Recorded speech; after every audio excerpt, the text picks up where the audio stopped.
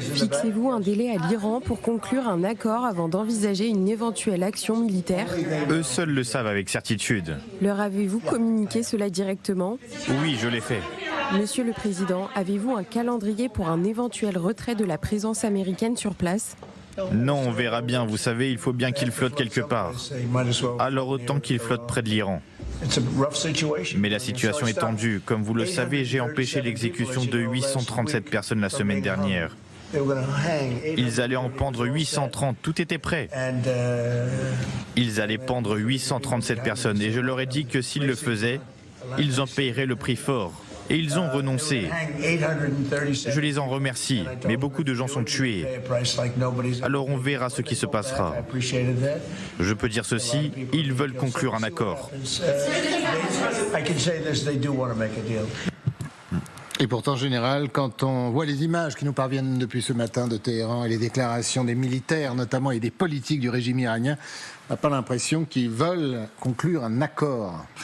Qu'est-ce que les Iraniens vont accepter ou non de négocier? Il y a toujours le mot négociation. Alors bien sûr, tout ce que vous avez cité tout à l'heure montre que les Iraniens, comme d'habitude, ne veulent pas négocier. Ils ont l'esprit du martyr. Ils sont l'esprit du martyr. D'un autre côté, quand on voit un petit peu ce qu'il leur est demandé, il y a un certain nombre de choses qui ne sont pas acceptables. N'importe quel État refuserait. Le coup des missiles à longue portée, bah oui, peut-être ça peut être un objet de négociation, mais ça fait partie de la défense de l'Iran. En revanche, négocier sur le nucléaire aurait pu être une porte de sortie. Donc actuellement, on est sur des positions dures de part et d'autre, une montée de la parole, une montée des messages, de la communication. Maintenant, ça va déboucher sur quoi? À un moment donné, peut-être il n'y aura plus de communication. Donc ça sera les frappes militaires. Alors, Mathéo, avant de vous retrouver pour nous parler de cette armada ou de ces armadas américaines qui arrivent, et notamment de ces renforts aériens considérables, pour vous donner le ton.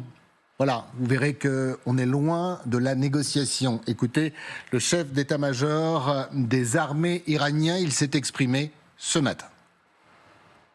Le savoir et la technologie nucléaire de la République islamique d'Iran ne peuvent être éliminés, même si les scientifiques et les fils de la nation tombent en martyrs. Voilà l'autre déclaration quelques minutes plus tard. Alors là, on est du côté du ministre des Affaires étrangères. Nos missiles balistiques sont en place. Notre force reste intacte. En cas d'attaque, nous répondrons par une contre-attaque choquante, rapide et très puissante. Voilà où on en est. Petit tour de table quand même avant de vous retrouver, Mathéo, pour... Il y a des mots, bien évidemment, mais les mots ont un sens et on sait que Trump réagit souvent aux mots. Et quand je disais que son réveil risque d'être difficile, sur son bureau, il y aura ça. Oui, mais la première déclaration, elle est intéressante parce qu'elle renvoie à la question des acquis sur le nucléaire. C'est-à-dire qu'il ne suffit pas de bombarder des infrastructures, comme ça a été fait l'été dernier. Et c'est une manière de dire, vous pouvez raser les infrastructures, mais de toute façon, il y a le savoir-faire qui demeure. Et il a insisté sur le fait que même en éliminant un certain nombre de scientifiques, parce qu'en fait, l'Iran est un pays avec un écosystème scientifique de haut niveau. Et donc, il suffit pas, même, ça peut ralentir. Mais donc, ça veut dire qu'en réalité, s'il y avait un accord, il faudrait que ça soit sur la base d'une négociation pour parvenir à un accord de long terme, c'est-à-dire pérenne et transparent.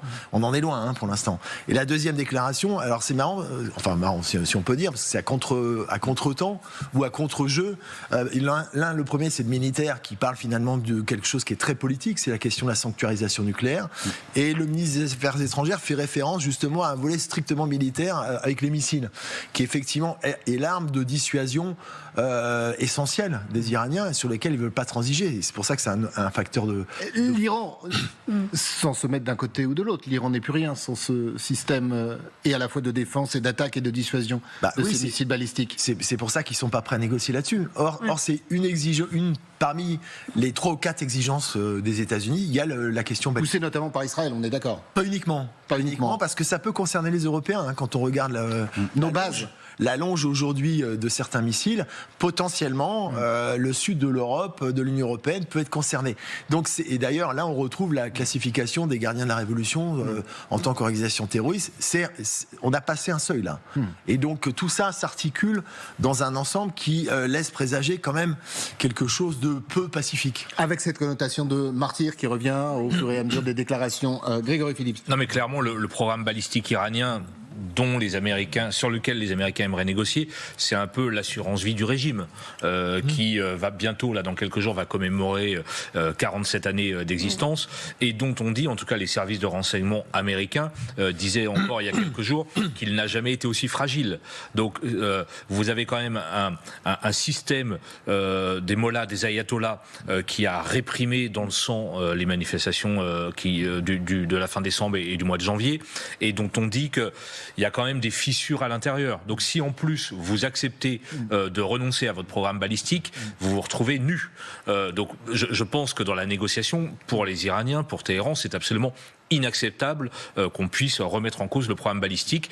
Et sur le nucléaire, c'est un peu la même chose. Ça fait des années que le régime est dans cette course au nucléaire. Ils ont enrichi 400 kilos d'uranium. Ils peuvent pas tout arrêter comme ça. Enfin, de leur point de vue, c'est inacceptable, évidemment. Que l'on cherche toujours, d'ailleurs, ces 400 kilos. Je vous laisse la parole dans un instant, oui. Ma chère Martine. Je voudrais qu'on comprenne bien la situation. C'est que vous avez entendu Donald Trump tout à l'heure qui dit que si jamais les négociations n'aboutissent pas, et vous le comprenez, elles ont peu de chances d'aboutir, eh bien, tout est prêt pour faire la guerre. Matteo Ciaravino, cette guerre se prépare. Jamais les Américains n'ont massé autant de troupes dans la région. Alors, on parle beaucoup de naval, bien évidemment, mais ça se passe aussi dans les airs. Bien sûr, mais d'abord, on va rester sur le naval, si vous voulez bien, puisque la nouveauté, c'est sans doute l'arrivée de ce destroyer dans la région. Vous le voyez, voici de son nom l'USS Delbert Deep Black, capable d'envoyer des dizaines de missiles Tomahawk à plus de 1600 km. Il a fait escale, vous le voyez ici, à Eilat, au large des côtes israéliennes, à l'heure où le régime iranien, justement, menace de riposter sur Israël en cas d'attaque américaine. Et vous n'êtes pas sans savoir qu'il y a d'autres destroyers dans la région, plus au large des côtes iraniennes. Il y a 2 autres destroyers de ce type. Et évidemment, tout proche, encore une fois, des côtes iraniennes, ce groupe aéronaval à Lincoln, composé du porte-avions Abraham Lincoln, donc du maintenant, les 3 destroyers lance-missiles, les escadrons de chasseurs, bref, une vraie armada pour se préparer au pire. Alors, de nombreux indices nous indiquent également que l'armée américaine se prépare à une opération. Exactement. Direction cette fois le Portugal, ou plutôt au large du Portugal, sur l'île de Lares, où il y a des mouvements effectivement transatlantiques qui interpellent.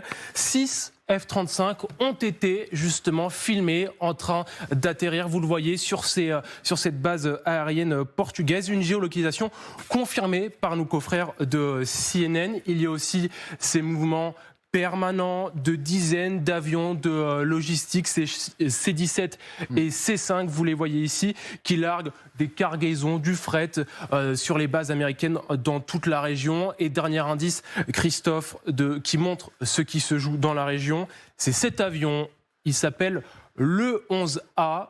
Il est arrivé jeudi sur la base américaine d'Al-Udeid au Qatar. C'est l'un des derniers atouts essentiels des États-Unis. Il permet notamment de coordonner des opérations complexes en transmettant des données pour appuyer les forces aériennes et terrestres. Il est arrivé aux côtés de lanceurs de missiles Patriot que vous allez voir juste ici sur cette photo. Hop. Pensez du coup ces lanceurs de missiles Patriot pour se prémunir de toute riposte iranienne. Merci beaucoup Matteo pour ce point complet. On vous retrouvera bien évidemment dans ce LCI Midi. D'un mot quand même, on va partir à Téhéran. Il nous parvient des images. Vous verrez quand même l'état d'esprit du régime. Regardez, on va peut-être pouvoir les commenter. Voilà ce qui se passe. Martine, vous avez d'un côté, alors ces visages, ce sont ces responsables du régime qui sont morts lors de la guerre des 12 jours, on l'appelle comme ça. De l'autre côté, je ne vous fais pas de dessin sur ces cercueils avec les drapeaux américains et drapeaux israéliens. D'un mot, peut-être un commentaire sur ces images qui sont fournies par la télévision d'État, bien évidemment. Mais c'est-à-dire qu'on en parlait tout à l'heure, ils sont portés par la date. Et qu'est-ce que c'est que cet anniversaire oui, cet anniversaire qui est tellement, qui est tellement symbolique. Et qu'est-ce que c'est symbolique pour tout le peuple iranien et pour le monde entier. Parce que qu'est-ce que c'est cette révolution de ce peuple qui s'est insurgé et qui a payé le prix du sang, plus de 30 000 morts. C'est la seule révolution au monde contre l'islam politique.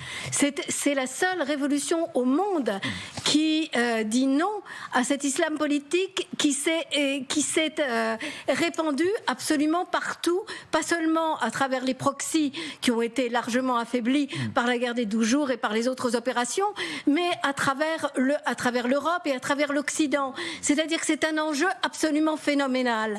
Et naturellement, face à ça, il y a aussi cette espèce de discours, d'idéologie et de mythologie de la révolution islamique. C'est quasiment un enjeu, c'est plus un enjeu moyen-oriental, c'est un enjeu planétaire compte tenu des moyens idéologiques énormes mis en place pour faire que l'islam politique se répande à travers le monde. Alors regardez, c'est écrit à la fois et en hébreu et en américain pour que le message soit compris du monde entier. Oui, il est écrit « Faites attention à vos soldats ». Donc le message est très clair. Un mot sur ces fresques, pour être allé quelques fois à Téhéran, elles sont assez habituelles dans le paysage de la capitale. Moi, je me souviens d'une fresque notamment où il y avait le drapeau américain et le drapeau israélien tapissés de bombes. Elle a été d'ailleurs rénovée il y a quelques temps. Il y a quelques jours, Siavosh Ghazi nous montrait une autre fresque où on voyait l'Abraham Lincoln incendié avec des frappes et le sang des soldats américains dans la mer, avec quand même une iconographie très violente, évidemment, qu'on connaît de la part de ce régime de la République islamique. Et puis ça rappelle, enfin, demain, donc c'est l'anniversaire du retour de Khomeini en 79 en Iran. Il y a aussi toute cette symbolique. Et il faut rappeler que depuis 47 ans, à l'université islamique ou au mausolée, tous les vendredis matins, à la grande prière, on dit mort à Israël, mort aux États-Unis. Donc on est tout à fait dans cette rhétorique à la fois un peu mortifère et guerrière, évidemment.